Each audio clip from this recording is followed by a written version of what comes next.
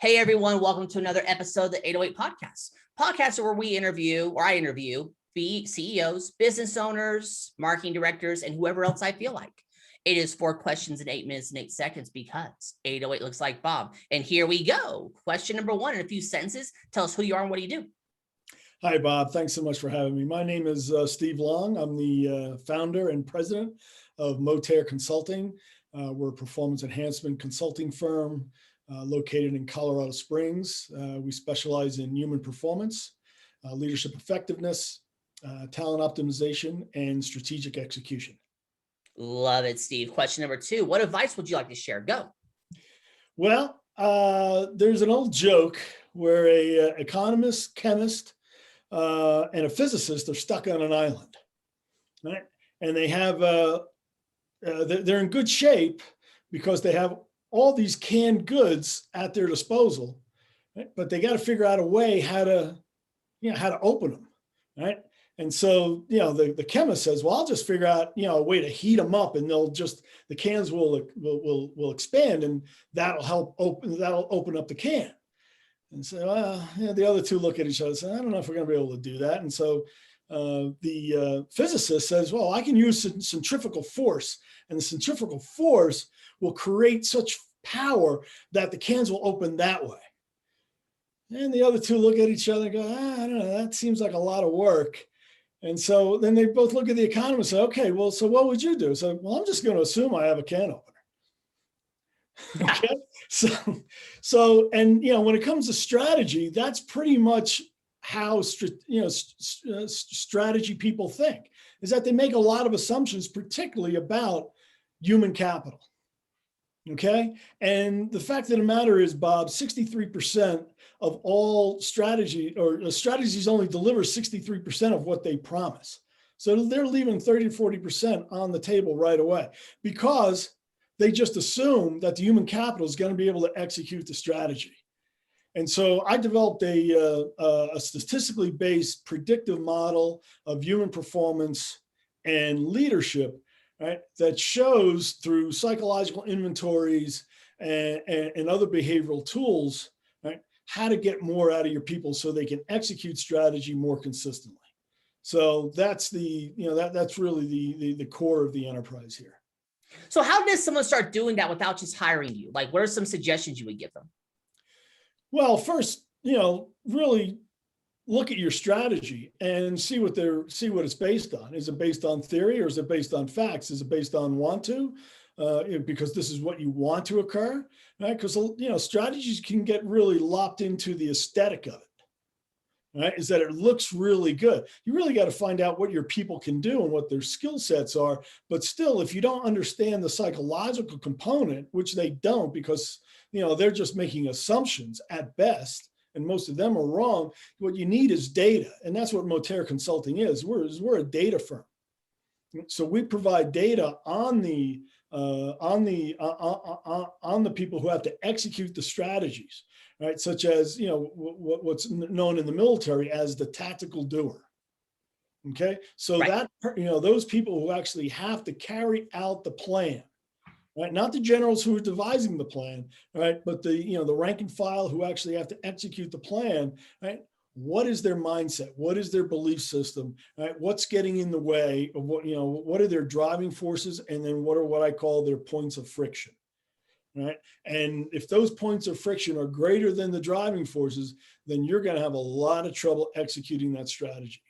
Makes sense. Makes sense. Let's get to question number 3. It is shout out time. Go. It's shadow time? Shout out time. Oh, shout out time. I'm sorry. Okay. Yes, to John Fenham. He's just a vibrant, enthusiastic entrepreneur who just seems to be able to pull in the right resources and understands that the human component is as important as the strategy component. Perfect. Love it there. I'll look him up there. Number 4, Steve, this is the final fun question. Tell me about your first sale. My first sale, well, I'm trained as an educator, and so I'm selling all the time. I'm selling ideas. I'm selling how to do things. But probably I have to go back to my paper route in the 7th and 8th grade. Is I built the paper route up to about 35 or 40 newspapers, just around my neighborhood, and that paid for a football camp that I was able to parlay into a decent high school football career. So, Nice. yeah, it was that was kind of cool. I like that. You had a strategy of why are you doing the paper route, so I can go in a football camp. Exactly. Yeah. So that part there, love it. So, hey, Steve, you now have 2 minutes and 51 seconds left. So here's what we can do. You can do some promo time. You can ask me a question. You can talk about the paintings behind you if you want. I'm flexible. Or since the best know when to be concise and when to end, we end early. Go for it. I like to talk about case studies because it's the reason why I became a psychologist, is to help people, but I find them really fascinating.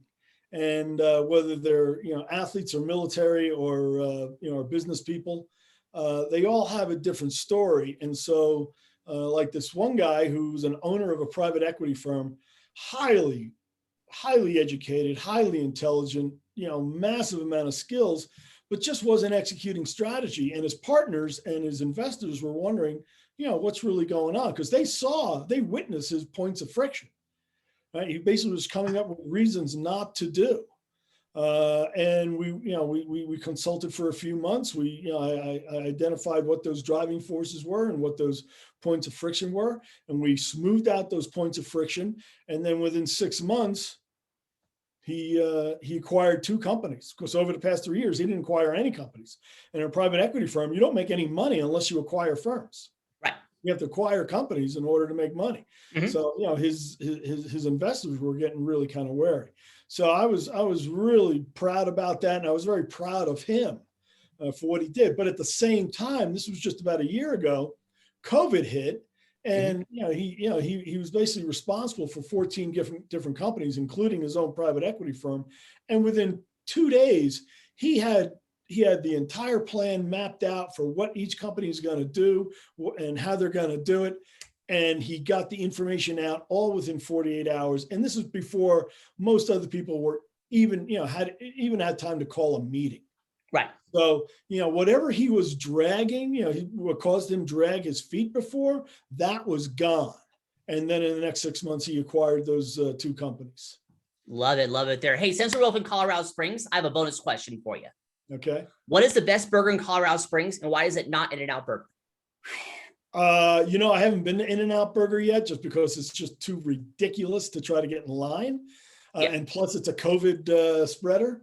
I like the Skirted Heifer downtown, and I'm a West Side guy, so I got to go with size driving.